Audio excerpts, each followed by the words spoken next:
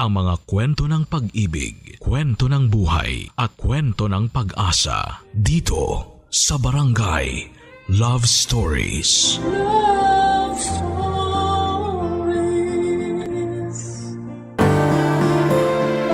Minsan dahil sa pagiging desperado nating makamit ang isang bagay, kadalasan ay nagkakamali tayo. Kaya nga importante na suriin natin ang ating sarili upang hindi na tayo makapagdesisyon ng hindi naaayon. Ikaw, kabarangay, naging padalos-dalos ka na ba sa iyong mga pasya?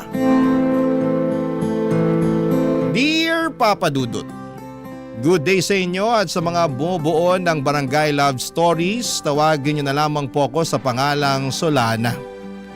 29 years old, taga Cardona, Rizal at isang online seller. Pero dati ako nagtatrabaho sa isang private company. Sa kasalukuyan ay buntis ako sa first baby namin ng husband ko, pero meron na akong unang anak sa ibang lalaki. Panati ko talaga ako ng programa ninyo, Papa Dudut, at hanggat maaari ay wala akong kinakaligtaang episode sa radyo. Kumbaga ay hindi kumpleto ang pananghalian hanggat hindi kami nakatune in kay Papa Dudut. Tapos isang araw ay naisipan kong magpadala ng sulat sa inyong programa upang marinig ko namang umere ang sarili kong kwento. Kahit naman paano ay merong makukuhang aral at inspirasyon ang mga kabarangay natin sa mga karanasan ko sa buhay. Magsisimula ang lahat taong 2023 kung saan ay sa edad kong 27 years old ay gustong-gusto ko nang mag-asawa. Kaya lang ay wala pa nga akong boyfriend noon, bagay na nakadagdag pa sa aking frustration. At palagi ko yung sinasabi sa aking nanay, Papa Dudut.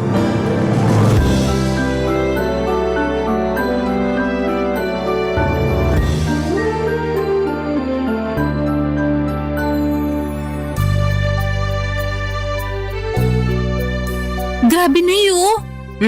Anong grabe? Yung classmate ko nung elementary at high school mag-aapat na yung anak.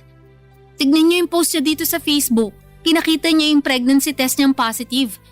Dami nga nag-congrats sa kanya. Talaga? Tingin nga. Guling, di ba? Kasing edad mo lang din yan, ano? Mas matanda po ako ng 1 taon sa kanya. Ibig sabihin, 26 years old pa lang siya tapos nakaapat na anak na. Mismo. Naku, napakasipag naman nila mag-asawang gumawa ng bata. Hayaan mo na po, buhay naman nila yan eh. Sa bagay, mahalaga lang naman dun hindi napapabayaan yung mga bata. Kahit mag-anak pa sila ng 100, ayos na ayos lang. Grabe naman po sa 100. Aba, nangyayari naman yun ah. Kami nga 18 magkakapatid, di ba? Mas grabe pala kayo, Nay. Ay, ewan ko sa'yo, Solana. Minsan napaka-OA mo. Sobra naman po kayo. Oh, totoo naman. Diyan pa lang sa mga reaksyon mo, akala mo unang beses mo palang narinig na 18 kami magkakapatid. Sensya na po. Hala, kinasal na pala siya? Sino? Ito po dati kong katrabaho. Nagpunta na rin po siya dito sa bahay ng birthday niyo. Siya lang talaga in-invite ko noon kasi okay naman siyang kasama. Natatandaan ko nga na katulad mo wala pa rin siyang asawa nun. Pero masaya naman ako kasi sa wakas kinasal na siya. Masaya rin po ko. Pero sobra naman kayo sa pagsasabi na katulad ko wala pa siyang asawa. Noon yun kasi ngayon kasal na siya. Sa katotoo naman na wala ka pa rin asawa, di ba? Pati nga boyfriend wala pa rin Kaya nga medyo nalungkot po ako. Ha? Bakit? Kasi tumatanda na ako pero wala pa rin ako nakikilalang lalaki na mamahalin at gugustuhin pakasalan.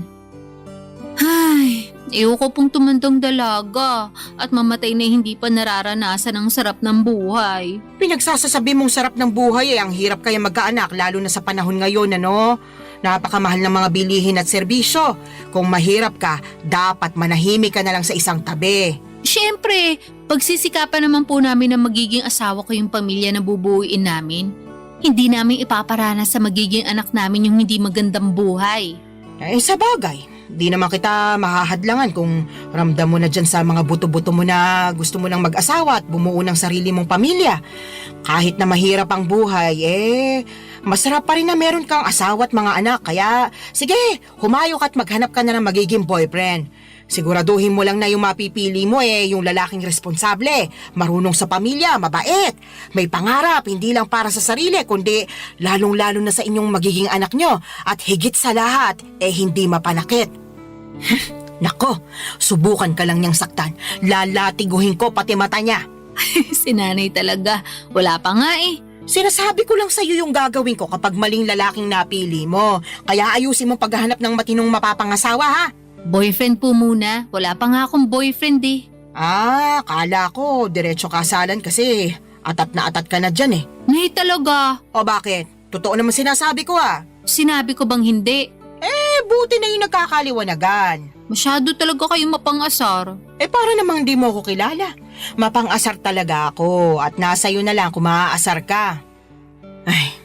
Pero seryoso nak, kung anong magpapasaya sa'yo, gawin mo. Marami-rami ka na rin sinakripisyo para sa pamilya natin. Panahon na para mapagtuunan mo naman ang pansin ng sarili mong buhay. Papa Dudut, masyado kasi akong naging tutok sa pagtulong sa pamilya namin simula mawala ang aming tatay.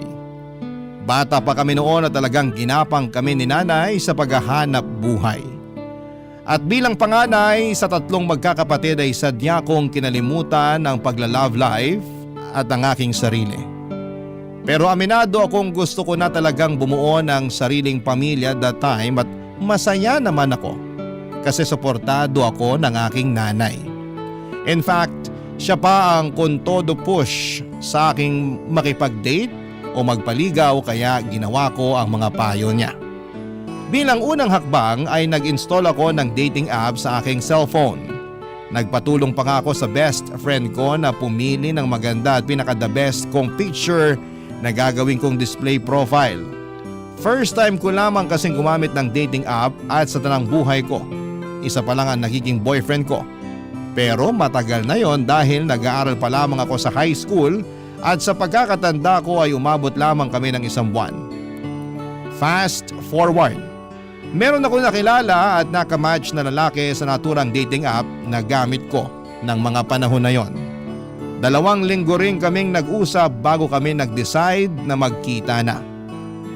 At may nangyari na nga sa amin ang unang araw na yon.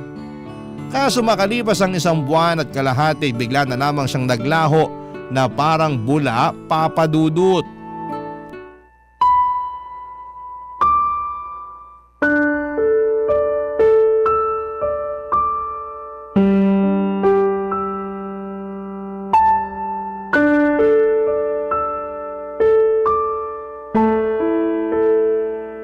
Nay, minulto niya ako.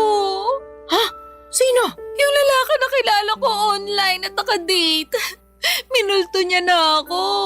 Paanong minulto? Bakit? Namatay na ba siya? Nay naman eh. Pinatay mo naman agad yung tao. Sabi mo kasi minulto ka, kaya anong iisipin ko kung di namatay na pala yung tao, di ba? Yun na nga. Kaso buhay na buhay pa po siya. At ang ibig sabihin ko sa minulto, naglaho na lang siya bigla na parang bula. Bigla na lang siyang hindi nagparamdam. Hindi ko na matawagan. At hindi na rin siya nagre-reply sa mga text ko. Naku, minulto ka nga. Sumalangit nawa. Nay naman eh. Sabi mo sa akin, nagkakamabutihan na kayo, di ba? Opo. Akala ko rin papunta na kami sa pagiging mag-boyfriend-girlfriend kasi okay naman yung date namin. Nagsabi pa nga siya na plano niya akong ligawan at pumayag naman ako. Kaya lang... Kaya lang ano? Nawala siya bigla pagkatapos siya makuha sa akin yung pagkababae ko. Hala ka, ibig mo sabihin sinubo mo ng perlas ng silanganan? Opo. Ako nalintikan na. Teka, Nay, nasusuka ako. Ay, sinasabi ko na nga ba? Pumunta ka doon sa lababo. Doon ka sumuka. Naku. Ay, hindi kaya buntis ka? Pwede po ba yun? Oo naman. May nangyari sa inyo kamo. Tapos nagkakaganyan ka. Malamang buntis ka. Ay, niregla ka na ba? Hindi pa nga po eh. Mag-iisang linggo na. Nalinti ka na talaga. Paano nga po kung buntis ako? Ano nang gagawin ko? Bigla akong tinakasan ng tatay ng anak ko. Hindi ko alam kung anong gagawin mo, pero siguraduhin mo muna na buntis ka nga. Mag-ano ka, mag-pregnancy test. Ayoko po. Anong ayaw mo pinagsasasabi mo dyan? Natatakot po ako Paano kung positive? Wala na tayong magagawa dyan. Saka na lang natin isipin kung ano yung susunod nating gagawin kapag totoo na buntis ka nga. Pesting buhay naman Ngayon pa talaga nangyari to kung kailan bigla namang nawala yung nakabuntis sa akin. Kasalanan mo rin naman kasi. Sana bago ka bumuka ka dyan, sinigurado mo muna na gumamit ng proteksyon yung lalaking yon. Oh, kita mo nangyari. Tingin ko, nakatunog yun na mabubuntis ka niya. Kaya biglang naglaho na parang bula. Wala naman po sanang kaso kahit mabuntis niya ako Kaya lang ang kinainis ko, iniwan niya ako bigla. Akala ko ba naman nagkakaintindihan na kami? Na mahal na namin ang isa't isa. Pero mukhang hindi po pala ganon. Hindi talaga. Kasi nakuha na niya yung gusto niya sa'yo. Napakasama niyang tao. Sinabi mo pa. Sana makarma siya sa pangiiwan niya sa'yo at sa magiging anak niyo kung totoo nga na buntis ka. Kinakatakot ko lang po na baka hindi ko kayanin.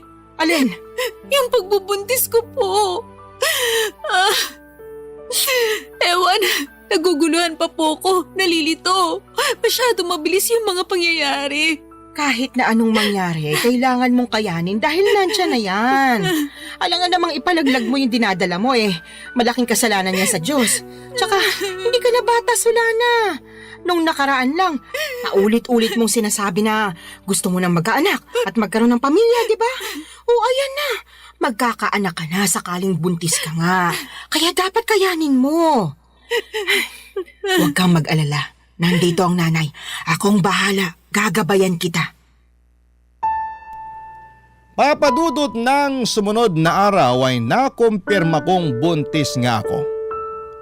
Buti na lang talaga ay nandyan ang nanay ko dahil kung wala siya malamang ay hindi ko na alam ang aking gagawin. Dahil sa biglang pagtakas ng lalaking nakabuntis sa akin ay natakot ako sa responsibilidad ng pagiging nanay sa baby na nasa sinapupunan ko ng mga panahong yon. Kaya nga malaki ang pasasalamat ko kay nanay dahil to the rescue siya. At kahit na extra challenge ang naging pagbubuntis ko ay si nanay ang katuwang ko, Papa Dudut. Unti-unti ay natutuhan kong mahalin ang baby na dinadala ko ng mga panahong yon. Inisip ko kasi na tama naman ang sinabi ni nanay. Walang kasalanan ang anak ko sa ginawa ng tatay niya. Sadyang meron lamang mga lalaki na hindi marunong magtaguyod ng pamilya. Nasa una lang magaling at duwag naman sa responsibilidad. Malas lamang ako kasi ganong klase ng lalaki ang natagpuan ko, Papa Dudut. Barangay Love Stories. Barangay Love Stories. Papa Dudut, makaraan ng 9 na buwan ay naipanganak ko ng malusog ang aking panganay. Nag-leave ako noon sa opisinang pinapasukan ko at noong matapos yun ay agad na rin ako nagbalik trabaho. Kailangan ko nang magdoble kayod upang matustusan ang pangangailangan ng anak ko. Alam ko na simula maging nanay ako ay dapat huli ko nang isipin ang aking sarili dahil laging unang-una ang kapakanan ng baby ko. Kaya lang ilang buwan pa lamang akong nagtatrabaho ulit ay nakaramdam na ako ng matinding kapaguran. At hindi yon yung klase ng pagod na nawawala kapag pinahinga mo, kundi naghahalo-halong pagod mentally and physically. Doon ko rin napagkumpara ang sitwasyon ko bilang single parent sa aking ibang katrabaho na merong healthy relationship sa kanilang mga asawa. Gusto ko lang naman ang katuwang sa buhay at mag-aalaga sa akin dahil matagal na panahon din ako ang nag-aalaga sa iba. Pati ba naman sa sarili kong anak ay ako pa ring mag-isa. Kaya nga binanggit ko yon sa nanay ko dahilan para sermonan niya ako ng todo-todo, Papa Dudut.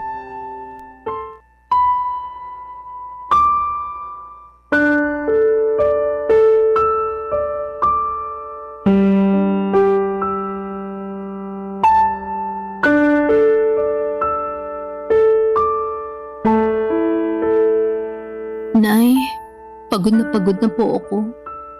Kapag nasa opisina ako, hindi ako makapag-concentrate. Lagi akong lutang at nakatulala.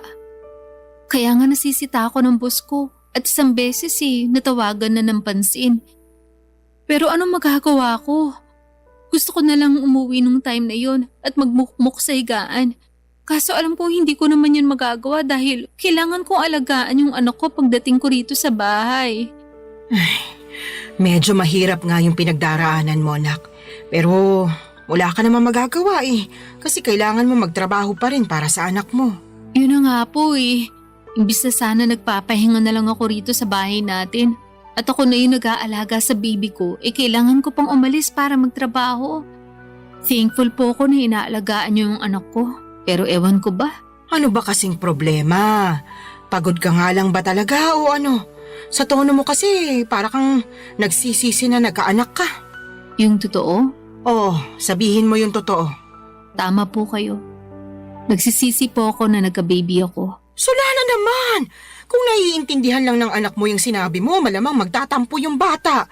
Sarili niyang ina, pinagsisisihan siyang sinilang sa mundo. Ano pong magagawa ko kung yun ang nararamdaman ko? Wala, di ba? Tsaka bago kayo magsalita ng ganyan, iintindihin niyo muna yung pinagdaraanan ko. Naiintindihan ko yung pinagdaraanan mo dahil nanay din ako. Partida, isa pa lang yung anak mo. Tapos kayo, 3 pa nga na inire ko. Pero ang kaibahan natin, kasama niyo po si tatay sa pag-aalaga at pagpapalaki sa amin bago siya inagaw sa atin ng kamatayan. Tapos ako simula nang pinagbuntis ko yung baby ko hanggang pinanganak, mag-isa lang ako. Ewan ko kung nasa ng lupalop ng impyerno na punta yung tatay ng batang yan. Nakakagigil lang talaga pag naaalala ko. Huwag mo namang sisihin yung anak mo sa katarantaduhan at pagiging irresponsable ng tatay niya sa'yo. Sino pong sisisihin ko? Napapagod na po ako magtiis at magkunwari na ayos lang yung lahat. At saka inggit na ako sa mga kasamahan ko sa opisina na merong mabubuting kinakasama at asawa. Ha? Bakit naman? Siyempre, ako wala. Kaya napatanong na lang ako sa Diyos kung bakit ang unfair niya sa akin. Hindi naman ako makasalanang tao Nagpapakitino naman ako sa abot na makakaya ko. Pero bakit pinarusahan niya pa rin ako? Sobra ka naman! Para mo na rin sinabing pagpaparusa yung pagkakaroon mo ng anak. Totoo naman po. Ay, maghinay-hinay ka nga sa mga sinasabi mo. Kawawa naman yung anak mo, Wala pa siyang kamuwang-muwang sa mundo tapos pinag-uusig na agad siya ng sarili niyang ina. Yun po kasi yung nararamdaman ko. Ano pong magagawa ko? Meron kang magagawa. Sana pinigilan mong maisip yan. Para hindi mo na naramdaman kasi maling-mali yan. Doon pa lang sa mainggit alam mong hindi na magandang katangian yun. Sana ganun lang kadali yung gusto niyong mangyari. Wag kasi puro sarili mo yung isipin mo, lalo may anak ka na. Dapat pag nanay ka na, isang tabi mo yung nararamdaman mo at pagtuunan ng pansin yung anak mo. Paano ko nga po magagawa yun kung napapagod na ako? Ay, sana talaga hindi na lang ako pumayag na ituloy yung pagbubuntis sa batang yan. Aray ko! Bakit niyo ako binatukan, Nay? Nagtatanong ka pa talaga kung ano-ano yung sinasabi mo dyan. Kinabutan ka nga!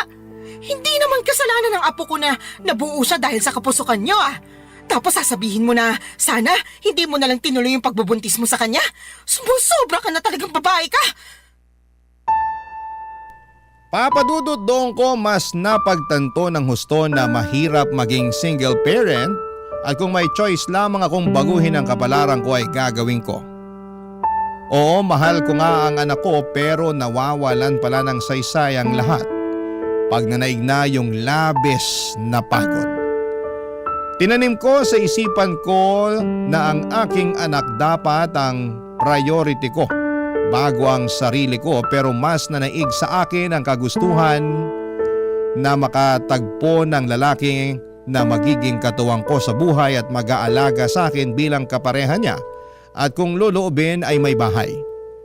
Kaya nga nagsimula ulit ako makipag-usap online kahit na inuusig pa rin ako ng aking konsensya at ng mga sinabi ni nanay.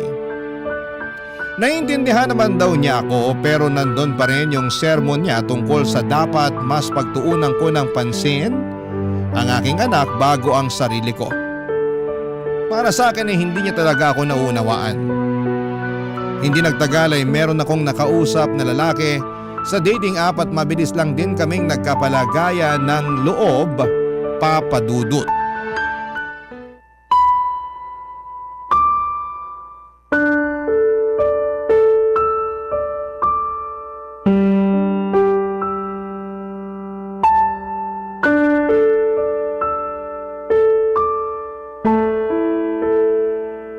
Anong sinabi mo, Solana? Pakiulit nga kasi parang nabingi yata ako. Nay naman eh. Ulitin mo kundi mababatukan kita. Sabi ko po, willing akong sumama sa lalaking nakakausap ko kung yayayain niya akong makipag-live-in sa kanya. Anong sinabi mo? Sasama ka sa lalaking yun eh. Paano yung anak mo? Sige nga. Yun nga po ang gusto kong pag-usapan natin. Kasi hindi ko masasama yung anak ko. Ni hindi ko pa nga sinasabi sa kanya na may anak na ako kasi, ewan, ayoko lang. Pakiramdam ko pag ginawa ko yun, baka mawalan siya ng gana sa akin. Kasi bihira lang naman yung lalaki na nagkakagusto at sumiseryoso sa mga single mom. Kahit na. Mahalaga pa ba yon? Opo, mahalaga yun kasi mahal ko na siya. Sa lagay, mas pipiliin mo pa yung lalaking yun kaysa sa sarili mong anak, Solana. Hindi ko naman po inaalis yung pagiging nanay ko sa anak ko. Gusto ko lang po magsimula ng panibagong buhay. Magsimula ng panibagong buhay na hindi kasama yung anak mo, ganun ba? Opo, Kanino mo naman iiwan yung apo ko, Aber? sa inyo po. Ay, anak ka naman ng teteng. Ayaw niyo po ba? Napakagaga mong babae ka. Ano ba namang pag-iisip meron ka? May pasabi-sabi ka pa na hindi mo inaalis pagiging nanay mo sa anak mo pero ipapaalaga mo sa akin. Kahit na mahal ko yung apo ko, ikaw pa rin na nanay niya yung dapat na mag-alaga sa kanya. Alam ko naman po yun. Pero hindi ko na po siya kayang alagaan. Ano bang pinagsasasabi mong babae ka? Paano di mo kayang alagaan eh? Hindi naman mahirap alagaan yung anak mo. Napakabait niyang bata, normal din siya. Walang karamdaman, kaya paano mo nasasabi yan? Tatapatin ko na po kayo, Nay. Ayoko na po sa anak ko na yan kasi bunga siya ng pagkakamali. Oo, wala siyang kasalanan. Pero hindi ko lang talaga siya mapigilang sisihin sa ginawa ng tatay niya sa akin nung araw. At kahit na anong gawin ko paulit-ulit lang na bumabalik yung pangiiwan sa akin ng lalaking yun sa tuwing nakikita ko yung anak namin. Kaya sabihin niyo, paano ako makakausad? Gusto ko nang kalimutan yung pangyayaring yun. At ito lang yung paraan na pwede kong gawin. Napakapangit ng paraan mo sa totoo lang. Pangit na po kung pangit, pero desperado na ako. Tsaka wag po kayo mag-alala, kasi susustentuhan ko pa rin naman yung anak ko. Magtatrabaho pa rin ako ng mabuti para sa kanya. Pwede ka namang magtrabaho ng mabuti nang hindi mo siya kinakailangang iwanan sa akin eh. Ewan ko ba naman sa'yo, nak? Bakit ganyan ka mag-isip? Awang-awa tuloy ako sa anak mo kasi nagkaroon siya ng nanay na katulad mo. Para sa kaalaman mo ha, hindi lang perang pambili ng pangangailangan niya yung dapat na binibigay mo sa anak mo. Kailangan din niya ng pagmamahal mula sa'yo. Pero hindi ko na nga po kayang ibigay yun sa anak ko. Kaya kayo na lang po yung magbigay nun sa kanya.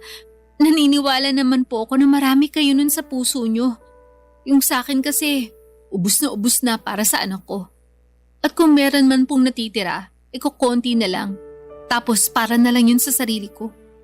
Mahirap naman magbigay ng pagmamahal sa iba kung hindi ko uunahing mahalin yung sarili ko, hindi ba? Ibang klase mga katwiran mo, bulok at baluktot. Papa Dudut, parang kinurot ang aking puso sa iyak ni nanay dahil sa naisip kong iwanan ang anak ko sa kanya para makisama sa lalaking nakilala ko online. At kahit na sinosustentuhan ko pa rin naman ang bata ay hindi pa rin sapat yon. Pero kahit na anong gawin kong pagsaalang-alang sa sitwasyon ay nadaig pa rin ako ng aking damdamin. Mas nanaig ang kagustuhan kong sumama sa lalaking nakilala ko at magsimula ng panibagong buhay. Alam ko po na maraming magagalit sa akin ng mga kabarangay natin dyan at may mga magsasabi na hindi ko naman talaga mahal ang anak ko. Mahal ko ang anak ko pero mas mahal ko ang aking sarili ng mga panahong yon. At kahit na pangit pakinggan, paano ko makapagbibigay ng pagmamahal sa iba kung hindi ko naman uunahing mahalin ang sarili ko kahit nakapalit noon ay ang pagtakas sa responsibilidad ng pagpapakananay sa aking panganay, Papa Dudut. Barangay Love Stories. Barangay Love Stories. Papa Dudut, hindi nagtagal ay sinagot ko na nga ang lalaking nanliligaw sa akin at makaraan lang ang isang buwan ay niyaya na niya akong makipag-live-in. Bale, tumira kami sa Taytay Rizal dahil doon naman siya nagtatrabaho. Hindi alam ng live-in partner ko na meron akong anak sa unang lalaki. At sa totoo lang ay gusto ko na talagang hindi niya malaman, pero alam ko na wala namang lihim na hindi nabubunyag. Kaya sa huli ay inamin ko sa kanya ang totoo dahilan para maggalit siya sa akin. Hindi dahil may anak ako sa ibang lalaki kundi dahil hindi raw ako naging tapat sa kanya nung una pa lamang. Naiintindihan ko naman ang pinanggagalingan ng galit niya, kaya humingi ako ng tawad. Hindi niya rin ako natiis dahil mahal niya ako at ang tanging hiling lang niya ay ipakilala ko sa kanya ang anak ko, kaya sinama ko siya sa bahay ng nanay ko sa Cardona, Rizal. At laking gulat ko dahil masayang masaya siya pagkakita sa aking anak. Kaya lang ay marami pa rin kaming bagay na hindi pinagkakasunduan habang nagpapatuloy ang aming pagsasama. Katulad na lamang noong isang beses na nag-away kami dahilan para mag-alsa balutan ako't umuwi sa aking nanay, Papa Dudut.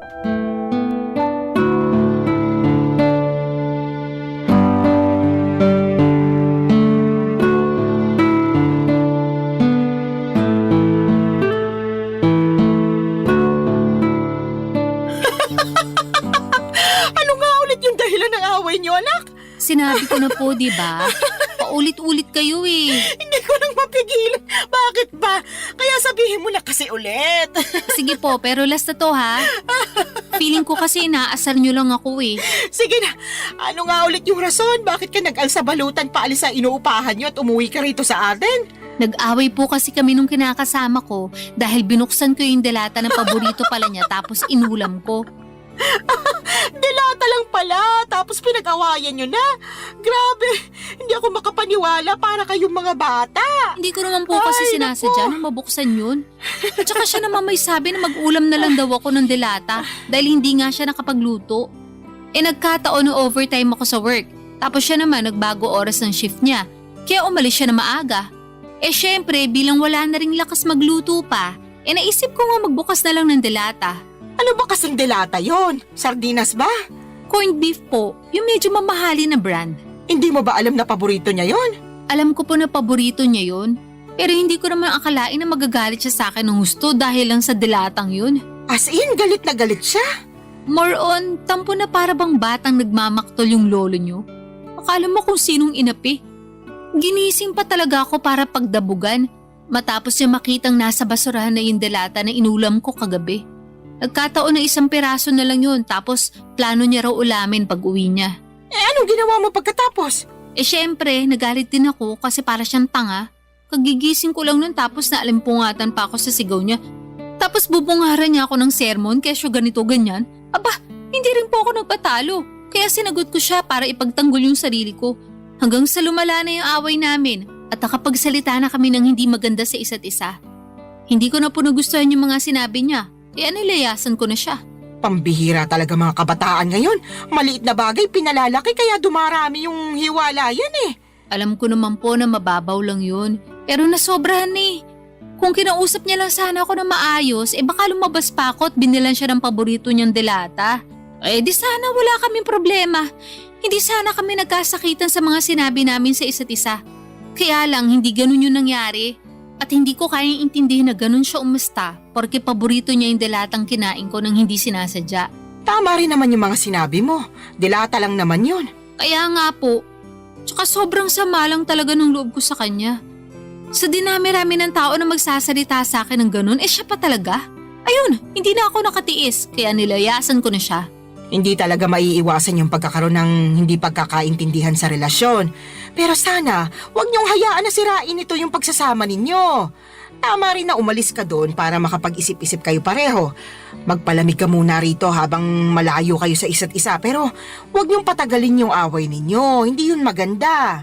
Ewan ko na Mahal ko naman po siya pero masakit talaga mga sinabi niya sa akin. Biruin niyo, Sabihin ba naman ako matakaw kasi naubos ko rin yung dilata niya? Gutom na nga ako nun. Kahit naman ako na gutom baka maubos ko rin yon. Yun na nga po. Medyo sumobra lang siguro yung reaksyon ng kinakasama mo para lang sa isang delata. Sa lagay, mas matimbang pa yung pagmamahal niya sa paborito niyang pagkain kaysa sa'yo na kinakasama niya. Tumpak ka dyan, Nay.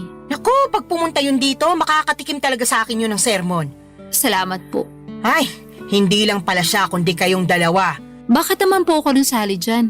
Syempre, pareho kayo nasa relasyon At gusto ko lang ipaintindi sa inyo na hindi na kayo bata para pag-awayan yung ganong klase ng mababaw na bagay. Ay, umayos kayo, kundi pag-uuntugin ko na talaga kayo. Papa Dudut, alam ko naman na mababaw lang ang dahilan ng pag-aaway naming yon. At pwede namang maayos kaagad kung may isa sa amin na magpapakumbaba. Pero pareho na kaming kinain ng matinding emosyon. Noong araw ding yon ay pinuntahan ako at sinundo ng kinakasama ko sa Cardona at nakipagbati sa akin. Humingi rin siya ng sorry kay nanay dahil naabala pa namin siya. Pero ayos lang naman sa nanay ko, sa halip ay pinayuhan niya kami na pag-usapan ng mga bagay-bagay at huwag na huwag agad paiirali ng galit. Kaya nga ginawa namin ang lahat para ayusin ang pakikipagkomunikasyon sa isa't isa para hindi na maulit ang mga nangyari. At masasabi ko na mabuti ang resulta noon sa pagsasama namin. Meron pa rin namang mga misunderstanding pero mas alam na namin kung paano yon ayusin. Saka pansin ko na sobrang mahal din talaga ng kinakasama ko ang aking anak sa ibang lalaki. At nakikita ko yon sa tuwing bumibisita kami sa bahay ni nanay. Kaya nga nagustuhan na rin siya ng nanay ko para sa akin bilang kinakasama. Pero nitong March 2025 lang ay may sinabi ako sa nanay ko na labis niyang kinabigla, Papa Dudut.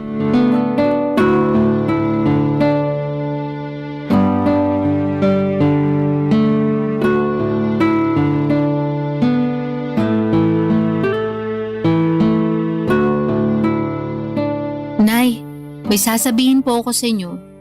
Pero huwag kayong mabibigla Depende kung sasabihin mo maganda ako matagal ko nang alam yon. Puro kayo biro. Sa tingin mo nagbibiro ako? Nakakasakit ka ng damdamin Siyempre, maganda po kayo. Kanino pa po ba ako magmamana kundi sa inyo lang, di ba? Yan, sige, utuin mo pa ako. Ano ba kasi yung sasabihin mo at may pasabi-sabi ka pa ng wag akong mabibigla? Tungkol po sa amin ang kinakasama ko. Ang totoo, niyaya niya na ako magpakasal kahit sa West lang daw po muna. Para lang magkaroon na ng basbas yung pagsasama namin. Talaga? Naku, mabuti naman! Anong sinabi mo? Pumayag ka ba? Siyempre, opo. Tuwang-tuwa nga ako Ako rin tuwang-tuwa kasi sa wakas ikakasal ka na, nak. Dati-rati, pangarap mo lang yung maikasal tapos ayan na, mangyayari na. Kaya nga malaki talagang pasasalamat ko sa Diyos. Kasi dininig niya yung panalangin ko, nabigyan niya ako ng matinong lalaki. Yung magiging asawa ko, magiging tatay ng mga anak namin at makakasama ko hanggang tumanda kami. At nangyari na nga yun. Buti na lang naging matyaga ka sa paghihintay. Opo, pero may isa pa po pala akong sasabihin. Ha? Meron pa bukod sa sinabi mo na ikakasal ka na? Ganun na nga po. O sige, ano ba yon? Pinag-usapan po namin ang kinakasama ko. Nakukunin na namin yung anak ko at isasama sa inuupahan namin. Gusto po niya na isang buong pamilya na kami at handa naman siyang ampunin yung bata para siya na ang kilalaning ama. Ayos lang po ba sa inyo yun? Tinatanong pa ba yan? Siyempre ayos na ayos sa akin. Hindi po ba kayo malulungkot kasi mapapalayo na kayo sa apo nyo? Ano bang klaseng tanong yan? Natural malulungkot ako, pero sino ako para ipagkait sa apo ko na magkaroon ng tatay at nanay sa kanyang paglaki, di ba? Kaya nga malaki talaga yung pasasalamat ko dyan sa kinakasama mo kasi mahal na mahal yung anak mo. Tingin ko nga, mas mahal niya pa yung apo ko kaysa sa'yo Mahal ko rin naman po yung anak ko, pero aminado ako naging gagalang ako sa pagdedesisyon nung araw. Sa totoo lang, matagal ko nang pinag-iisipan na kunin yung anak ko para ako na yung mag-aalaga sa kanya. Gusto ko pong bumawi sa lahat ng pagkukulang ko bilang nanay niya. Siguro hindi pa naman po huli ang lahat, di ba? Hindi pa naman talaga. At suportado kita sa gusto mong mangyari. Basta ipangako mo na hinding-hindi mo na ibabalik sa akin yung apo ko kasi bigla ka na lang napagod magpakananay sa kanya, ha? Hindi laruan niyang anak mo para sa kaalaman mo. Meron siyang damdamin. Tsaka baka gabaan ka na kung gagawin mo pa yun sa kanya. Hinding-hindi ko na nga po ulit gagawin yun sa anak ko, Nay. Pangako po yan. Huwag ka sa akin mangako, sa anak mo ikaw mangako at patunayan mo yon. Mahalin mo siya ng husto. Iparamdam mo na lagi kang nandyan sa tabi niya bilang nanay niya. Ipaglaban mo siya sa lahat ng pagkakataon. Lagi mo siyang piliin sa kahit na anong sitwasyon. At kahit na magkaroon pa kayo ng mga anak nung kinakasama mo, huwag mong hayaan na mabaliwala yung panganay mo. Tandaan mo, Solana, ha? Wala siyang kasalanan sa ginawa sa iyo ng ama niya, kaya huwag mo siyang sisisihin. Opo, Nay. Naiintindihan ko po lahat ang mga sinabi niyo at tatandaan ko po yun. Sige, mapapanatag na ako kung ganon. Paano mo pala aalagaan yung apo ko kung nagtatrabaho ka? Tungkol po sa bagay na yan, pinag-usapan na namin ng kinakasama ko na magre-resign na ako para maalagaan ko yung anak ko. Sinabi ko kasi sa kanya na gusto kong bumawi sa anak ko dahil malaki nga yung nagawa kong kasalanan sa kanya nung araw. Katulad niyo, sinuportahan din po ako ng kinakasama ko. Papa Dudut, alam kong hindi ako naging perpektong magulang sa anak ko noong araw, pero sa kasalukuyan ay ginagawa ko naman ang lahat upang makabawi sa kanya. At yun naman ang mahalaga, hindi ba? Sising-sisi ako sa nagawa kong pangiiwan sa kanya noon nang mas pinili ko ang aking sarili, ngunit masayang-masaya naman ako. Dahil naalagaan ko na siya ngayon, katuwang ang aking kinakasama na ngayon ay asawa ko na. Hindi pa rin naman nagsawang sumuporta at umalalay sa akin si nanay, lalo na at buntis ako sa panganay namin ng mister ko.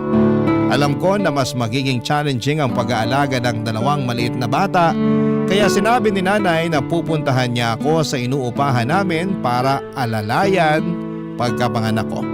Doon pa lang ay naiyak na ako at nag-uumapaw ang saya ng puso ko. Mas lalo ko na-appreciate ang aking nanay sa totoo lang. At alam ko na marami pa akong matututuhan sa kanya mula sa mga karanasan niya kung paano maging mabuting ina. Maraming salamat po, Papa Dudut, sakaling mapili po ninyong i-ere ang istorya ng buhay ko. Sana po'y kinapulutan po ito ng aral at inspirasyon ng mga kabarangay natin. God bless sa inyong programa sa Barangay Love Stories. Patuloy kayong magbigay ng aliw sa ating mga kabarangay. Ang inyong forever kapuso at kabarangay, Solana. Nakakaantig naman talaga ang ating kwento. Ikaw ba, kabarangay? Nakarelate ka ba sa story natin ngayon? Kwentuhan naman tayo dito sa comment section. Barangay LS 97.1. Mga kwento ng pag-ibig, kwento ng pag-asa at mga kwento ng buhay dito sa Barangay Love Stories. Love Stories.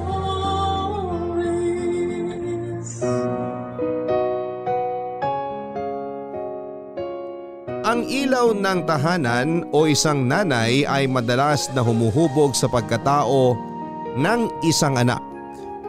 Sa pamilya kasi ay nanay ang mas madalas na sandalan at kinukuhanan ng lakas, kahit na may mga oras na siya ay nanghihina na. Patuloy siyang nagpapakatatag hindi lamang para sa kanyang anak kung hindi para sa kanyang buong pamilya. Ang sulat na ating babasahin ngayong Sabado ay pinadala ng ating kabarangay na si Shane, isang anak na lumaking wala ng tatay. At parang wala na ring nanay kahit kasama niya ito sa bahay. Mula kasi nang magkaisip siya ay hindi siya nakaramdam ng kahit na anong pagmamahal mula dito. Puro pagmamalupit lamang ang naranasan niya mula sa kanyang nanay. Hanggang sa makaramdam siya ng pagmamahal mula sa kanyang naging nobyo na si TJ. At dahil sa kanilang relasyon ay maaga niyang mararanasan ang maging isang ina. Gusto mo na bang makilala si Shane at malaman ang malungkot na kwento ng kanyang buhay? Handa ka na bang mainis at maiyak sa sulat na ibabahagi niya? Minsan ba ay naranasan mo na ring pagkaitan ng pagmamahal? Hanggang kailan mo nga ba dapat tiisin ang pananakit ng isang magulang? O dapat na iwanan mo na lamang sila para maramdaman mo ang tunay na kalayaan? Si Shane kaya? Ano kayang ginawa niya para maging masaya siya? Paano kaya siya magpapakananay kung siya mismo ay hindi nakaranas ng pagmamahal mula sa isang ina? Malalaman natin ang ginawa niyang paraan dito sa mga kwento ng pag-ibig, buhay at pag-asa sa nangungunang Barangay Love Stories number 1. Dear Papa Dudut, lahat tayo ay nangangarap na magkaroon ng isang buo at masayang pamilya. Ayun nga lang, hindi lahat ay sinaswerte na mabiyayaan ito. May ilan na magkakahiwalay man ang mga magulang, nakakatanggap pa rin ng pagmamahal mula sa kanila. At may ilan naman na kagaya ko na kahit kasama pa sila, ni katiting na pagmamahal ay hindi nakaranas mula sa kanila. Papa Dudut, Shane na lang ang itawag ninyo sa akin. 34 years old, taga Mandaluyong at nag-online business ng mga second hand na bag at damit. Matagal na rin po ako nakikinig sa inyong programang Barangay Love Stories. Nakaka-inspire kasi talaga ang mga kwento na ibinabahagi ninyo sa araw-araw. At gusto ko rin na maging isang inspirasyon sa karamihan itong sulat na ibabahagi ko sa inyo sa ngayon. Wala na akong nakagis ng tatay, Papa Dudut.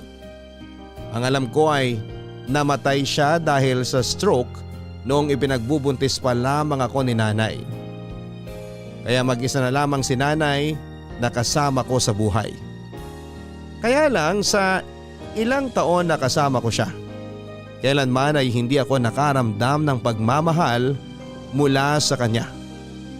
Mula pagkabata ko hanggang sa maging dalaga ako, palaging sigaw at mura ang naririnig ko mula sa kanya. Minsan nga ay hindi ko maintindihan kung bakit ganon siya sa akin. Hindi ko maintindihan kung bakit parang ni katiting na pangunawa at pagmamahal ay wala siya sa akin, Papa Dudut.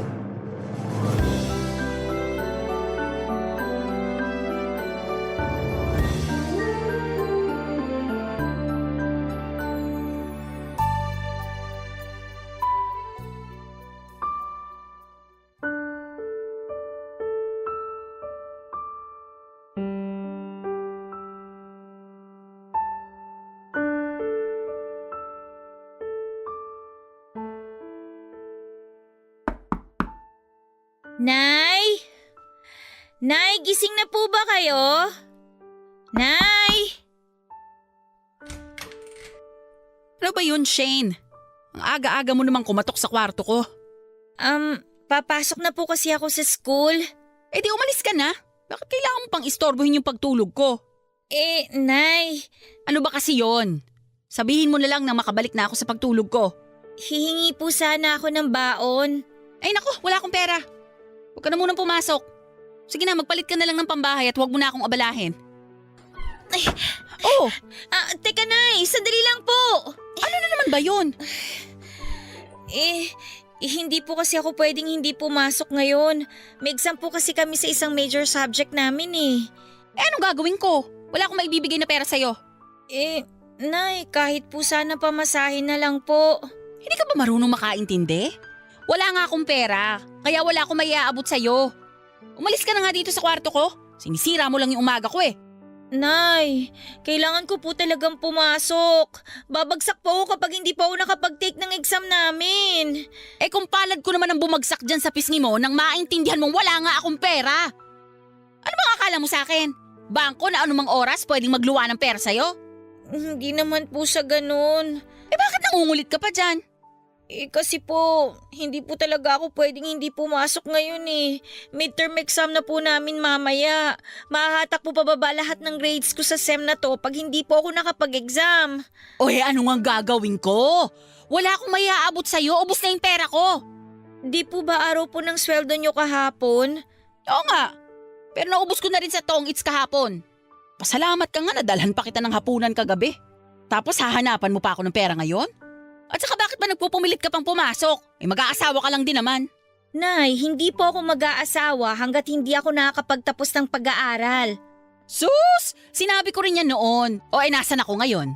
Nang dahil sa'yo, hindi ako nakapagtapos ng pag-aaral ko at patapon na ang buhay ko. Kaya huwag nang ipilit yung pag-aaral na yan. Dahil sigurado ako na hindi ka rin naman makapagtatapos. Mag-aasawa at magkakaanak ka rin ng maaga kagaya ko. Hindi ko po gagawin yun, Nay. Kaya nga po pinipilit kong igapang ang pag-aaral ko dahil gusto ko po talaga makapagtapos ng kolehiyo. Palagi ko pong minemaintain na mataas ang grades ko para hindi po mawala sa akin yung scholarship ko. O ngayon, sinusumbat mo sa akin yung ginagawa mo.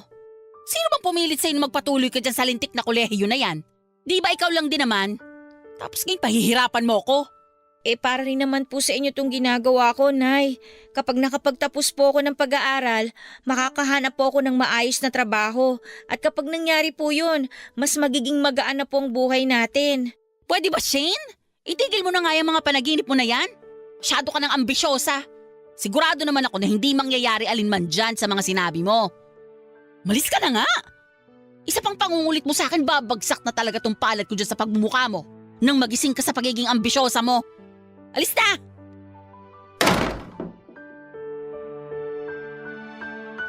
Papadudot nang makagraduate ako ng high school ay gusto na talaga ni nanay na pahintuin ako sa pag-aaral. Ang sabi niya kasi ay ayos na raw yon at pwede na raw ako maghanap ng trabaho. Pero hindi ako pumayag. Kaya naman ako mismo ang gumawa ng paraan para makapagkolehiyo ako. Nakakuha ko ng financial assistance sa munisipyo at Kapitolyo. Tapos ay naipasa ko rin ang entrance exam para magkaroon ako ng scholarship. Kaya lang hindi sasapat ang mga yon para magtuloy-tuloy ang pag-aaral ko. Kailangan ko pa rin humingi ng allowance kay Nanay Papadudut para may pamasahe ako papasok ng university. Paminsan-minsan binibigyan niya ako ng may kasamang sermon pero madalas ay wala siyang inaabot sa akin na kahit magkano. Mabuti na lamang ng araw na yon, Papadudut. May kapitbahay kami na nautangan ko ng pamasahe para makapasok ako at makapag-take ng exam. Hindi rin ako masyadong nakapag-concentrate noon pero ginawa ko ang lahat, Papadudut, para maipasa ang exam na yon. Pangarap ko kasi talagang makapagtapos. Ang nasa isip ko noon ay baka sakaling bumait si nanay sa akin kapag napatunayan ko sa kanya na kaya kong magtapos ng kolehiyo. Baka mas maging maayos ang pakikitungo niya sa oras na gumaan na ang buhay namin nang dahil sa akin, Papadudut.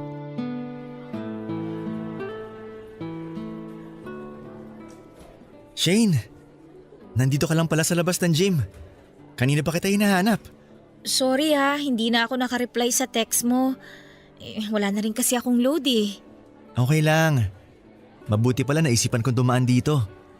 Pumunta kasi ako sa kantin kanina. Akala ko doon ka magla-lunch kasi alam ko na wala kang klase ng ganitong oras. Tapos na akong kumain. Kaya dito na ako dumiretso para mag-review para sa susunod na subject ko. Oh? Di ba parang halos kakatapos lang ng huling klase mo? Ang bilis mo naman kumain. Oo, binilisan ko talaga kasi ang daming tao dun sa kantin kanina eh. Ay, ganun ba? Sayang naman. Bumili pa naman ako ng 2 hotdog sandwich. Kainin mo na lang pareho. Busog na ako eh. Sigurado ka?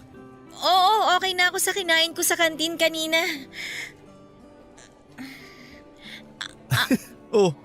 Kala ko ba busog ka na? Pero bakit parang iba yata sinasabi ng sikmura mo? Ha? Hindi ko sikmura yun Busog na talaga ako kaya wag mo na akong alalahanin, TJ. To naman, nahiya pa sa akin. Hindi mo naman kailangang itanggi na gutom ka talaga. Oh, kunin mo na tong isang hotdog sandwich tsaka tong bottled water ko. Ay, sige na nga. Kukunin ko na to kasi ang totoo, wala pa akong kahit na anong kinain mula nung umalis ako sa bahay namin kaninang umaga. Hala, bakit di mo naman agad sinabi? Eto, sa'yo na lang din tong isang hotdog sandwich ko. Naku, okay na sa akin tong isa. Salamat talaga ha. Alam mo, muntik na nga rin akong hindi makapasok kanina eh. Buti nakautang ako ng pamasahe sa kapitbahay namin. Hindi ka na naman ba binigyan ng allowance sa nanay mo? Oo, hindi nga. Muntik niya pa akong masaktan kanina dahil sa pangungulit ko sa kanya na bigyan ako kahit pamasahe lang. Kaya lang wala naman ako napala eh. Puro sigaw at mura lang ang binigay niya sa akin. Baka mainit lang ang ulo ng nanay mo kanina. Ay nako, palagi namang mainit ang ulo niya kapag nakikita niya ako. Ni minsan nga, hindi ko pa siya nakitang ngumiti sa akin eh. Para bang marinig lang niya yung boses ko, sira na kaagad yung araw niya. Huwag mong sabihin yan kasi alam mo namang hindi totoo yan. Ay, yan nga rin sana yung gusto kong isipin eh. Na mali lahat ng tumatakbo sa isip ko. Na mahal talaga ako ng nanay ko. Kaya lang ang hirap, TJ eh. Ang hirap paniwalain ang sarili ko na mahal talaga ako ng nanay ko. Hindi ko na nga naiintindihan tong nangyayari sa buhay ko eh. Hindi ko maisip kung ano ba yung kasalanan na nagawa ko sa kanya para ganituhin niya ako. Kasalanan ko ba talaga na maging anak niya ako? Uy, sige. Iiyak mo lang yan. Alam ko na kahit paano, gagaan ang loob mo kapag naiyak mo ang bigat dyan sa dibdib mo. Sana nga mawala na yung bigat na nararamdaman ko. Pero sa araw-araw na pinaparamdam ni nanay na kinamumuhian niya ako, mas lalo lang bumibigat sa akin lahat eh. Mas lalo lang ako nasasaktan. Wala na nga akong tatay. Tapos kasama ko nga yung nanay ko pero ni minsan, hindi ko naman naramdaman na minahal niya ako bilang anak niya.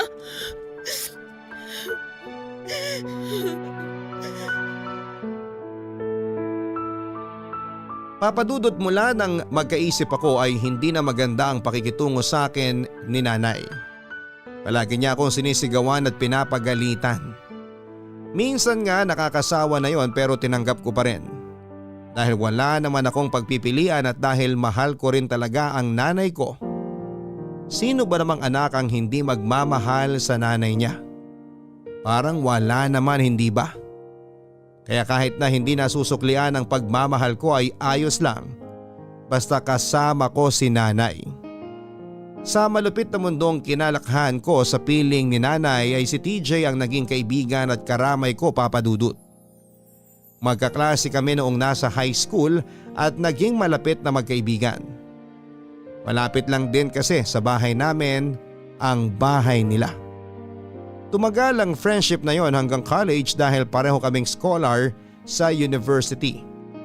Hindi rin kasi magaan ang buhay nila kaya kailangan niya ring pagsikapan na makapag-aral sa kolehiyo.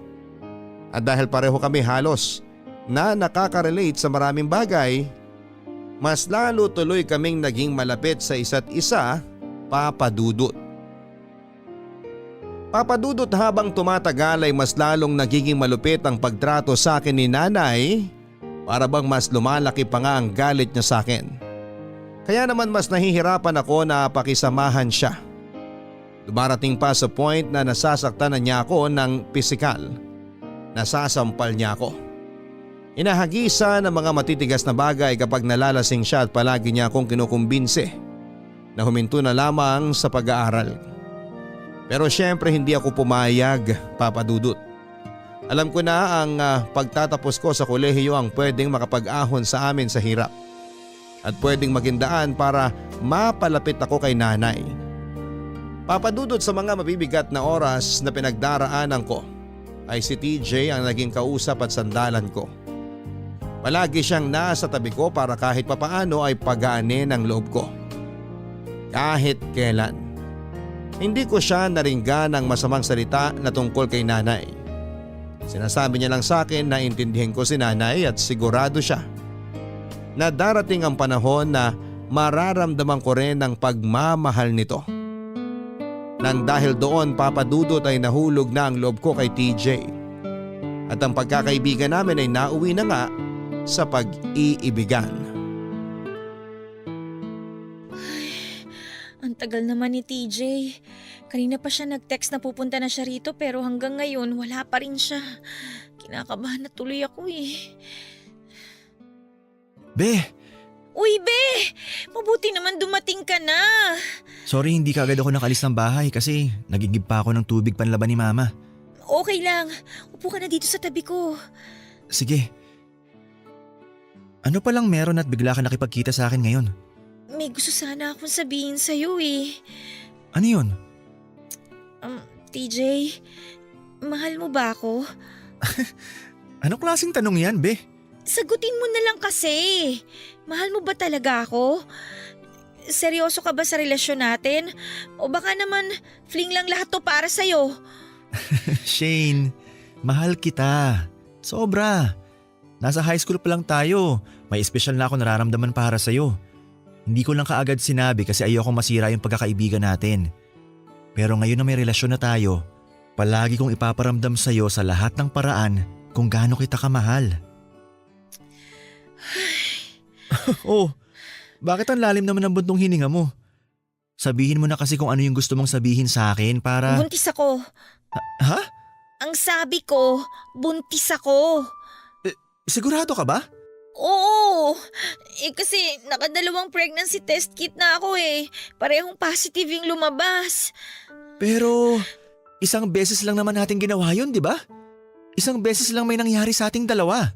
TJ, kahit 1 o 10 beses man na may mangyari sa atin, alam mo na posibleng mabuntis ako. Kasi ginawa pa rin natin yun. Ikaw naman kasi, bakit kinulit mo pa ako nung araw na yun eh? Hindi ko alam na mabubuntis ka kaagad. Ipapalaglag ko na lang tong bata. Anong sabi mo? Kailangan ba talaga na ulitin ko lahat ng sinasabi ko? Hindi naman. Pero alam mo na napakalaking kasalanan ang gusto mong gawin. Mas magiging kasalanan ko isisilang ko siya sa mundo pero hindi ko naman siya mabibigyan ng maayos na buhay. Hindi ko nga naramdaman kung paano magkaroon ng nanay eh. Kaya paano ako magpapakananay sa batang nasa tiyan ko ngayon? Mas mabuti pa na mawala na lang siya kaysa maranasan pa niya yung hirap na dinanas ko. Hindi ako papayag. Nakapagdesisyon na ako, TJ. Wala ka nang magagawa. Anak ko rin yan. Kaya hindi ko hayaan na gawan mo siya ng masama. Pananagutan ko ang anak natin, Shane. Totoo ba yung sinabi mo? Oo naman. Hindi ako duwag para iwanan ka sa ganyang sitwasyon. Mahal kita. Kayo nang magiging anak natin. Hindi ko hahayaan na may mangyaring masama sa inyong dalawa. Pangako, gagawin ko ang lahat para maging mabuting partner at tatay ako sa inyo ng magiging baby natin.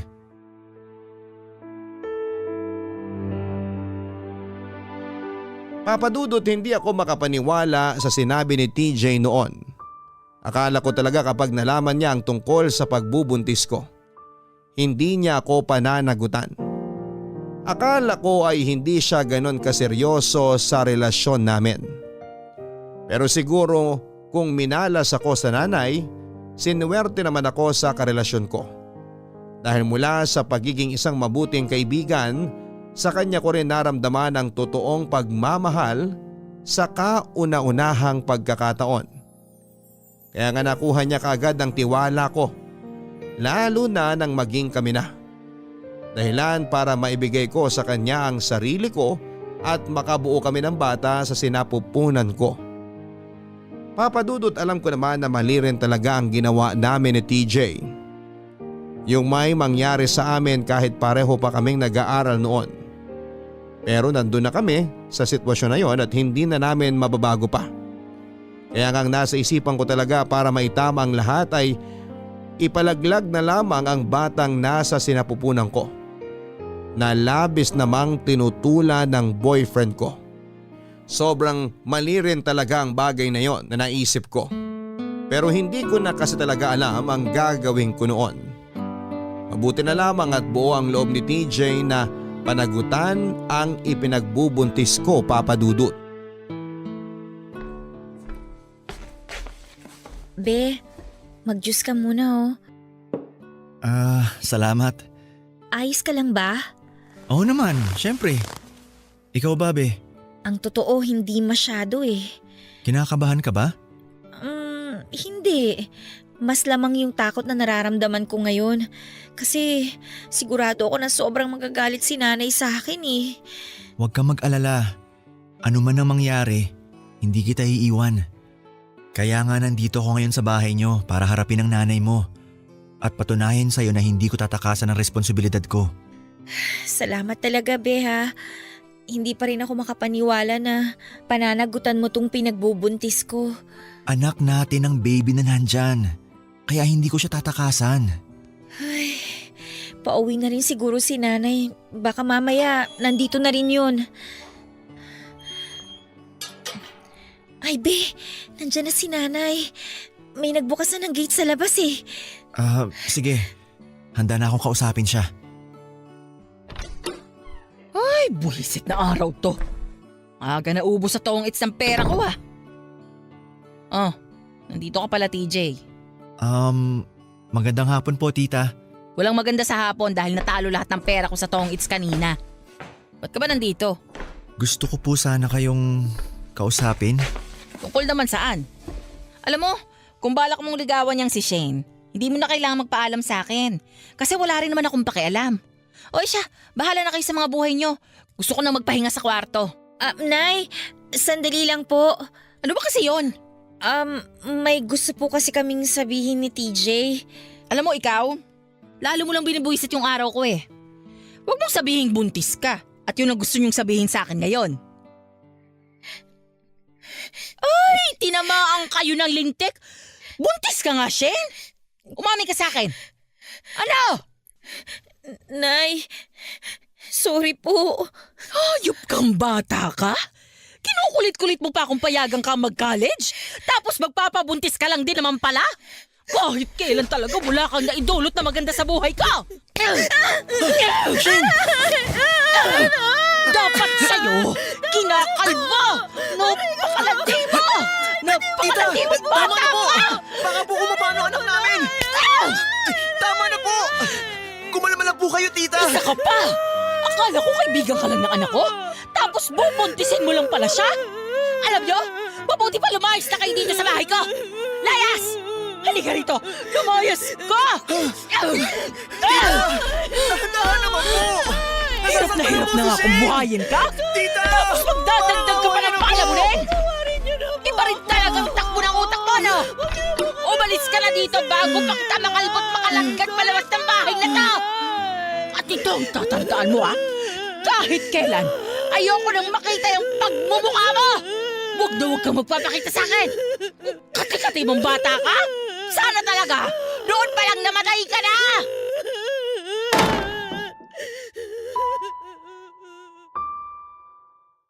Papadudot, ayoko talagang umalis ng bahay noon. Hindi dahil sa takot ako na mamuhay kasama si TJ, kung hindi dahil ayokong mapalayo kay nanay.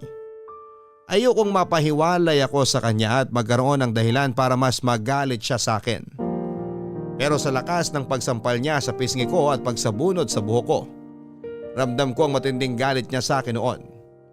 Yung galit na parang kahit kailan ay hindi na mawawala pa. Lalo na nang ihagis niya palabas ng bahay ang mga damit at iba pang gamit ko. Kasunod ang pagmumura niya at ibang masasakit na salita. Doon ako kinumbinsi ni TJ na umalis na sa bahay ni Nanay Papadudut. Tinulungan niya ako na kunin at bitbitin ang mga inihagis ni Nanay na gamit ko. Sobrang bigat sa loob ko habang inihahakbang ko ang mga paa ko palayo sa bahay na yon. Para bang may mabigat na bakal na nakakabit sa binti ko habang naglalakad. At ng mga oras na yun ay pinilit ko ang sarili ko na magpakatatag para kay TJ at sa magiging anak namin, Papadudut. Papadudut, tumira kami ng 1 buwan sa bahay ni na TJ kasama ang nanay at kapatid niya. Mabait naman ang pamilya niya, kaya lang ay may mga oras na hindi ako masyadong nakakapagpahinga ng maayos. Maliit lang kasi ang kwarto kung nasaan kami ni TJ at kasama namin doon ang 3 niyang nakababatang kapatid. Palagi ring tipid ang mga pagkain na kailangang pagkasyahin sa aming lahat. Hindi ako nagreklamo noon dahil alam ko na hindi lang naman ako ang nahihirapan, kung hindi pati na rin ang partner ko. Hanggang sa may nag-alok kay TJ na ipasada ang tricycle ng tito niya. At nang makaipon kami ng sapat na pera ay umupa na kami ng maliit na bahay, Papadudut. Hindi pala talaga madali ang mamuhay nang wala ng ibang tao na inaasahan. Ang dami naming inisip noon kasama na ang gastusin sa bahay at mga vitamins na kailangan sa pagbubuntis ko. Mabuti na lamang at may libreng check-up sa center sa barangay namin na nakapagpatipid sa amin. Para na kaming totoong mag-asawa noon, Papa Dudut. Kaya dapat ay palagi kami nagtutulungan sa lahat ng oras. Be, eto na yung pares at balot natin. Ayan! Sa wakas! Namiss ko talagang kumain yan. Eto na yung para sa'yo. Pinadagdagan ko pa talaga ng laman yung pares mo. Thank you, be. Amoy pa lang, natatakam na ako. Sigurado ka ba na ayos lang sa'yo na dito tayo sa may parisan kumain ngayon? Oo naman. Bakit mo naman natanong? Wala lang. Baka lang gusto mo kasi na makatipid tayo kaya sinabi mo na dito na lang tayo kumain. Ano ka ba? Matagal ko na talagang gustong kumain ng pares at balot. At sigurado ko na ito rin ang gustong kainin ng baby natin ngayon. Paano mo naman nasabi? Paano kasi 'di ba ang sabi nila, kung ano raw yung gustong kainin ng nanay na nagbubuntis, yun din daw yung gustong kainin ng baby na nasa sinapupunan niya. Kaya sigurado ako na pareho kami ng gustong pagkain ni baby. Ganun pala yun? Ngayon ko lang nalaman yun ah. Narinig ko lang din yun sa center na pinagpapacheck-upan ko. Pero be, thank you ah. Para saan? Sa pagdala ko sa'yo dito sa parisan? Oo, kasama na yun. Nagulat nga ako nung niyaya mo akong kumain ngayon sa labas eh. Hindi na kasi natin masyadong nagagawa to. Tsaka may extra naman akong pera kaya niyaya kita mag-date tayong dalawa ngayon. Kahit na dito lang. Alam mo, ang swerte ko talaga sa'yo, be. Kaya thank you talaga ha. Thank you kasi hindi mo kami pinababayaan ng magiging anak natin. Mahal kita, pati na rin ang baby natin. Kaya gagawin ko ang lahat para maiparamdam ko sa inyo ang pagmamahal na yon. Ayun nga lang, pagpasensyahan nyo na lang muna sana kung ano lang yung kaya kong ibigay sa ngayon. Be, lahat ng ginagawa mo para sa amin ni baby, sobrang pinagpapasalamat ko na yon. Nag-uumpisa pa lang naman kasi tayo, kaya marami pa tayong pagsubok na pagdadaanan sa buhay. Alam mo, na-realize ko na hindi pala talaga madali ang bumuo ng pamilya. Tama ka dyan, be. Pero alam mo, wala akong pinagsisisihan sa nangyari sa ating dalawa, lalo na dito sa baby na nasa tiyan ko. Aaminin ko na natakot talaga ako nung umpisa, pero ngayon nakasama na kita at saka malapit na akong manganak. Wala na akong ibang nararamdaman kundi puro saya na lang. Oh, bakit parang naluluha ka na, be? Hindi ah. Hindi raw. Pero malapit ang tumuloy ang uhog mo. Sira. Natutuwa lang naman ako kasi sa dinami-dami ng lalaki sa mundong to, ikaw pa talagang binigay ng Diyos sa akin. Bakit? Ayaw mo ba? Siyempre gusto ko. Sakto nga eh. Kasi kung anong lungkot ang buhay na kinalakihan ko, ginawa naman ng Diyos na makulay tsaka masaya yon mula nung makilala kita. Shane, alam ko na hindi talaga madali yung mga pinagdaanan mo. Natin. At hindi rin kita mabibigyan kaagad na magaan na buhay. Pero ang pangako ko na panghabang buhay na pagmamahal, ang kahit kailan, hindi magbabago. Asahan mo yan, Shane. Papadudot na pagtanto ko noon na ang pagsasama na walang masyadong sapat na paghahanda ay mahirap talagang pagdaanan. Lalo na nga at pareho kaming walang ibang tao na inaasahan ni TJ. Siya at ako na lamang ang pwedeng magtulungan ng mga panahon na yon. Paminsan-minsan naman ay nag-aabot pa rin ng pera si TJ sa pamilya niya. Pero ang nanay na niya ang tumatanggi sa tulong na ibinibigay niya. Alam kasi ng mama ni TJ na pareho kaming hindi handa sa responsibilidad na pagkakaroon ng isang anak pero pilit naming kinakaya. Mas gusto ng mama niya na mag-focus na lang si TJ sa akin at sa magiging anak namin. Papadudot ng maisilang ko ang anak namin ni TJ ay walang kapantay na kaligayahan ang naramdaman ko. Wala na talaga akong mahihiling ng mga panahon na yon. Lalo na noong maisilang kong malusog ang baby namin. Araw-araw ako nagpapasalamat sa Diyos kasi binigay niya sa akin si TJ at ang baby namin. Ang buong akala ko noon ay panghabang buhay na. Ang kaligayahan ng pagsasama namin ni TJ pero hindi pala. Dahil wala pang isang taon ng baby ko nang mamatay si TJ dahil sumalpok sa isang truck ang pinapasada niyang tricycle. Nanagot naman ang truck driver sa nangyaring aksidente at nagbayad para sa pampalibing ni TJ. Kaya hindi na ako nagsampa pa ng kaso sa kanya. Mula noon ay mag-isa ko nang tinaguyod ang buhay ng anak ko, Papa Dudut. Sobrang hirap ng naging buhay ko doon pero pinilit kong kinaya ang lahat. Hanggang sa magkasakit ang anak ko na kaagad kong dinala sa ospital. Nagkaroon siya ng diarrhea at pabalik-balik na lagnat. Kapos na ako noon sa pera at napakaraming gamot ang kailangang bilhin para sa kanya. Doon na ako naglakas ng loob na umuwi ng bahay ni nanay at humingi ng tulong sa kanya, Papa Dudut.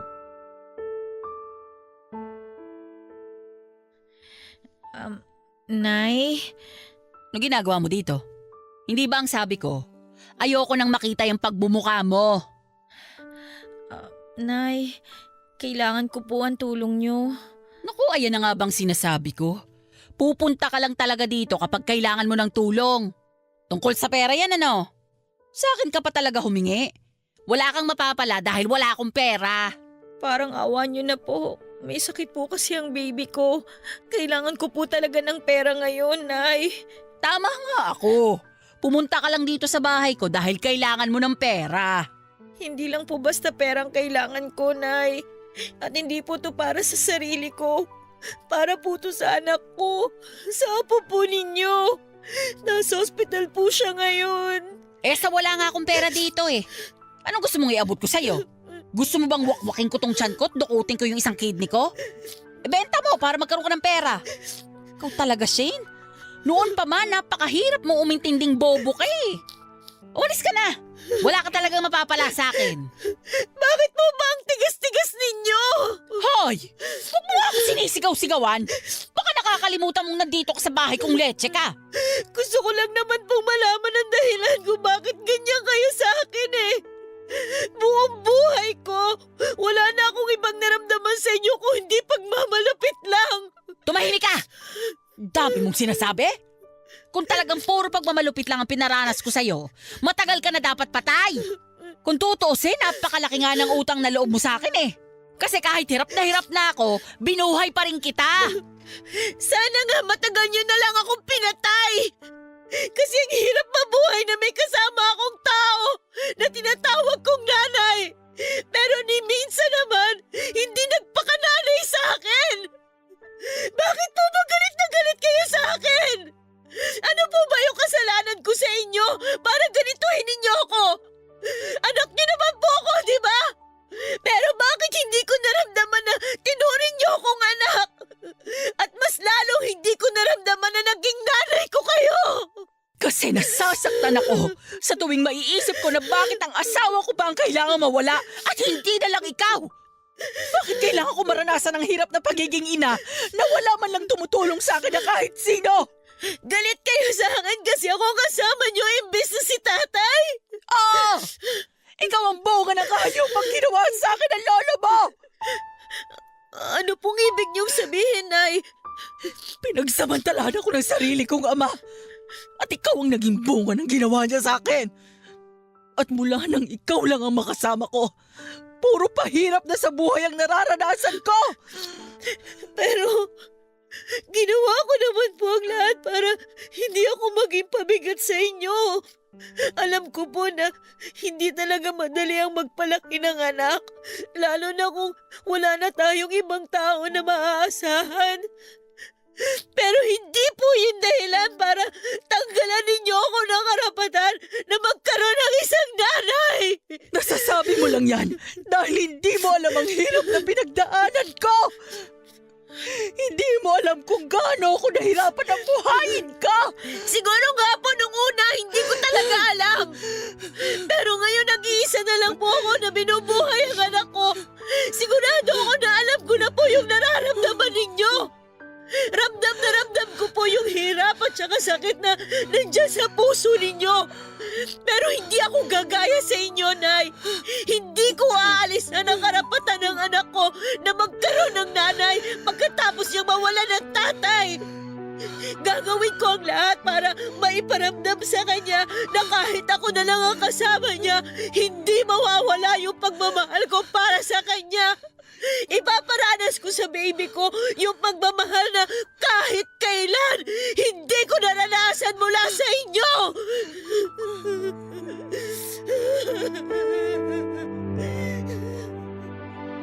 Papadudot, akala ko ay pagkamatay lang ni TJ ang nagtula kay nanay para maging isang malupit na ina sa akin, pero hindi pala. Dahil hindi kaagad natapos doon ang pagtatalo at sumbatan naming dalawa. Hanggang sa ikwento na nga ni nanay na hindi pala talaga ako anak ng lalaking napangasawa niya. Anak ako ng ama ni nanay na nagsamantala sa kanya noon. Nobyo niya raw si tatay nang mabuntis siya ni lolo ko. Doon na raw sila nag-decide ni tatay na magtanan at panagutan ang pinagbubuntis ni nanay. Kahit na hindi niya ako totoong anak. Plano na raw kasi ni nanay na ipalaglag talaga ako, pero si tatay lang ang pumigil sa kanya. Nagtana na nga noon si tatay at nanay at lumayo sa lugar ni na Lolo Papadudut. Pero nakarating pa rin sa kanila na namatay nang mag-isa sa bahay si Lolo dahil sa atake sa puso. At bago pa ako maipanganak ay si tatay naman ang namatay, dahilan para muling maramdaman ni nanay ang hirap ng nag-iisa sa buhay. Yun daw ang naging dahilan kung bakit ni minsan ay hindi siya naging masaya na kasama niya ako. Dahil naisip niya raw na sana hindi niya na lang ako binuhay at baka raw mas masaya pa ang pagsasama nila hanggang ngayon ni tatay kung eto raw ang nabuhay at hindi ako papadudot. Grabe ang mga nalaman ko noon, papadudot. Hindi ko alam na bunga pala ako ng pagkakasala. Kaya pala ganoon na lamang din ang galit sa akin ni nanay, kasi sa akin niya binunto ng galit na para kay lolo na nagsamantala sa kanya. Pero wala naman akong kasalanan. Hindi ko ginusto na mabuhay sa mundong ito at maging anak niya. Hindi ko ginusto na mabuhay nang walang nararamdamang pagmamahal mula sa nanay na kinalakhan ko. Pagmamahal lang mula sa kanya ang gabi-gabi na ipinagdarasal ko na sana ay maranasan ko. Pero kailanman ay hindi nangyari noon. Papadudot, pagkatapos kong makipagtalo kay nanay ay dumiretso ako sa bahay ng pinsan kong si Tina. Anak siya ng pinsan ni mama at naging schoolmate ko noong high school. Sa kanya ako humingi ng tulong at sa awa ng Diyos ay tinulungan naman niya ako pagdating sa mga gastusin para sa anak ko. Malapit din ako sa pinsan ko na yon at siya ang palaging tumutulong sa akin noong nag-aaral pa ako. Kaya labis ako nagpasalamat sa kanya kasi hindi siya napagod na tulungan ako, papadudot.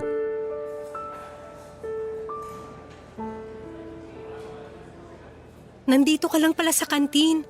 Oo, kasi hinatid muna ng nurse si baby sa ward para mas makatulog siya ng maayos. Ikaw ba nagpahinga ka na? Halos 3 araw ka na rin walang maayos na tulog, Shane. Nakakaidlip naman ako kahit papano. Pero iba pa rin ang may sapat na pahinga kasi baka mamaya ikaw naman ang magkasakit. Ayos lang ako, Tina. Huwag mo ko masyadong alalahanin. Ay nako, bago mo patuluyang mapabayaan ang sarili mo, kailangan mapaalalahanan na kita. Mahirap na kasi baka ikaw naman ang maospital. Kawawa naman ang baby mo kapag nangyari yon. Ito oh, may tinapay pala ako rito, kumain ka muna. Sige, salamat. Shane, alam ko na mabigat talaga ang pinagdadaanan mo ngayon. Kamamatay lang halos ni TJ tapos bigla naman nagkasakit ang anak mo. Hindi ko na nga minsan maintindihan, Tina eh. Bakit kailangan na magsunod-sunod tong mga problema na dumarating sa buhay ko? May dahilan na mga mabibigat na pangyayari sa buhay natin. May oras lang talaga na mahirap intindihin, pero sigurado ako na malalampasan mo rin lahat yan. Kailan kaya matatapos ang mga pagsubok na to? Minsan, naiisip ko na siguro kung nakaramdam lang ako ng totoong pagmamahal mula sa nanay ko, hindi magiging ganito kabigat sa akin ang lahat eh. Dahil alam ko na may nanay ako na maaasahan anumang oras na nangihina ako. Sa totoo lang, nagulat din ako sa sinabi mo sa akin kahapon tungkol sa lolo mo. Kaya hindi rin talaga siguro naging madali ang buhay noon para sa nanay mo. Pero hindi ko naman kasalanan kung ako yung naging bunga ng masamang ginawa sa kanya ng ibang tao, 'di ba? Hindi ko naman pinili na maging anak niya. Kaya bakit sa akin niya ibubunto ng lahat ng galit niya? May mga bagay tayong hindi naiintindihan dahil hindi natin pinagdaanan yung hirap na naranasan ng ibang tao. Hindi lang si nanay ang nahirapan dito. Pati rin ako. Sobrang nahirapan ako kasi naging anak niya ako. Alam ko na malaki ang galit na nabuo dyan sa puso mo dahil kay tita. Pero sana, wag mo pa ring isara ang puso mo sa posibilidad na magkaayos kayong dalawa. Siya pa rin ang nanay mo, Shane. Nanay na kahit kailan, hindi nagpakananay sa akin. Yun yata ang pangarap ko na kahit kailan din, hindi na matutupad. Yung makaramdam ako ng pagmamahal mula sa nanay ko. Ay, huwag na nga natin siyang pag-usapan. Hindi ko na kasi mapigilan ng sarili ko na maiyak eh. O sige, ikaw ang bahala. Ayoko lang naman kasi na mas lumaki pa ang galit na nararamdaman mo kay tita. Hindi ko alam kung mawawala pa yung galit na yon, lalo na't pinaramdam niya sa akin na wala talaga siyang pakialam sa amin ng anak ko. Isipin mo na lang na may malalim na dahilan si tita. Kaya niya nasabi ang mabibigat na salitang binitawan niya sa'yo. Pero sigurado ako na darating ang panahon na marirealize niya na pamilya niya kayo. Na hindi niya dapat paulit-ulit na pinagtatabu yan. Sana nga, Tina. Sana makita ko ng nanay ko, hindi bilang bunga ng masamang ginawa sa kanya, kundi bilang anak niya na nangangailangan ng pagmamahal niya.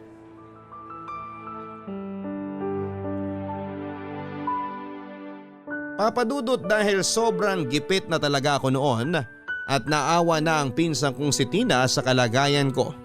Kaya patuloy niya akong tinulungan. Doon niya muna ako pinatuloy sa apartment na tinitirhan niya kasama ang baby ko. Binigyan niya pa ako ng maliit na puhunan para makapagsimula ako ng online business ko ng mga damit at bag. Madali kong naayos sa mga yon dahil nasa bahay lang naman ako madalas.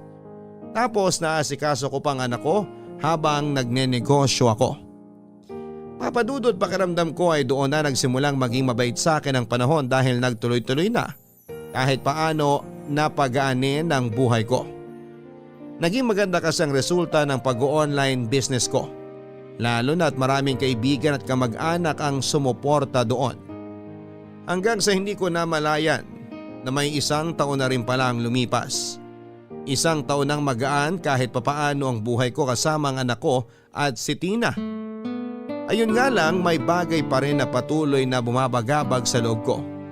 Yun ay ang nanay ko na halos 1 taon din akong walang naging balita, papadudot. Ay, grabe. Nakaupo rin sa wakas. O ito ang juice oh, uminom ka muna. Ayun, salamat. Kanina pa nga ako nauuhaw eh. Paano ka naman hindi mapapagod at mauuhaw? Non-stop ang pagkilos mo mula nung magsimula ang birthday party ng anak mo. Ang dami rin kasing batang dumating kaya natuwa ako. Uy Tina, thank you nga pala sa inyo ng mama at kapatid mo ha. Sobrang laki na naitulong nyo sa pag-aayos nitong birthday party ni baby. Wala yun. Alam mo naman kung gaano kamahal ni mama ang anak mo. Kita mo nga at ayaw niya pang bitawan hanggang ngayon si baby oh. Sabik na rin daw kasi siya magkaapo kaya bigyan nyo na raw siya. Naku, matagal pa yung magiging apo niya sa amin. Wala pa nga kaming boyfriend pareho ng kapatid ko eh. Ayun lang. Maghanap muna kayo ng mabo-boyfriend ninyo. Pero Tina, salamat talaga ha. Para saan? Nag-thank you ka na kanina. Hindi lang naman para sa birthday party ng baby ko, kundi para sa pagtulong mo sa amin. Kung hindi mo ako tinulungan nung araw na nagkasakit siya, hindi ko talaga alam kung saan kami pupulutin ng baby ko. Thank you talaga kasi palagi kang nandyan para sa aming dalawa. Magpinsan tayo, kaya sino ba naman ang magtutulungan kung hindi tayo rin magkakamag-anak? Shane, pwede ba tayong mag-usap? Anong ginagawa niyo dito? Shane, tinext ko si tita at in-invite ko siya rito sa birthday party ng anak mo. O sige, maiwan ko muna kayo ha para makapag-usap kayo ng mama mo. Tita, doon na po muna ako sa loob.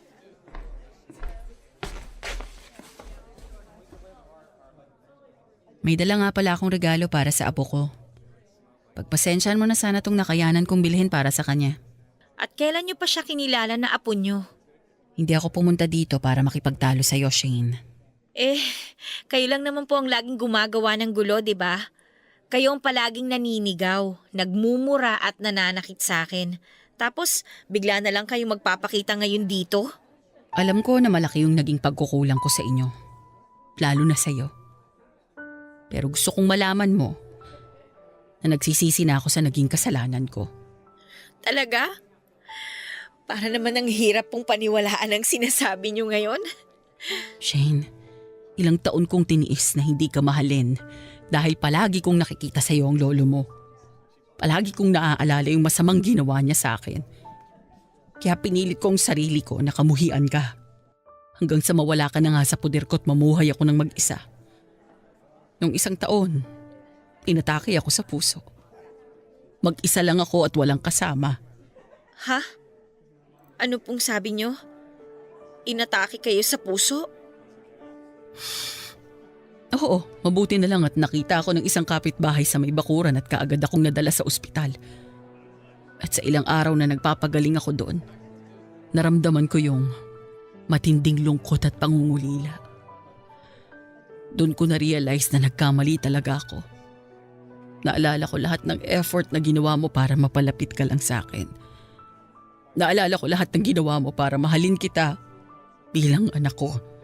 Mga effort ko na paulit-ulit yung binasura dahil wala kayong ibang nakikita sa akin kundi puro kamalian ko lang. Shane, maniwala ka sa akin. Minahal naman talaga kita bilang anak ko. Hindi ko lang talaga maiwasan na masaktan sa tuwing maaalala kong ginawa sa akin ng lolo mo. At naaalala ko lahat yon kapag nakikita kita. Pero mula nang mabigyan ako ng pangalawang pagkakataon na mabuhay, alam ko, oras na para bumawi ako sa iyo. Oras na para bumawi ako sa inyo ng apo ko. Shane, mahal kita bilang anak ko. Sana bigyan mo pa ako ng pagkakataon na magkaayos tayong dalawa. Hindi niyo po alam kung gaano ko katagal na hinintay ang pagkakataon na to. Yung pagkakataon na marinig mula sa inyo na mahal ninyo ako, Nay. Gabi-gabi, pinagdarasal ko na sana dumating yung oras na tawagin niyo rin akong anak at sabihin ninyo kung gaano ninyo ako kamahal. Yun lang po, Nay. Yung nag-iisang pangarap ko sa buhay ko ngayon. Yung makasama kayo at yung makaramdam ng pagmamahal mula sa inyo. Babawi ako sa iyo, anak. Babawi ako sa lahat ng mga naging pagkukulang ko sa iyo. Pangako ko yan. Hindi ka na ulit mag-iisa at mahihirapan. Dahil nandito na si Nanay. Hindi na ako aalis sa tabi mo.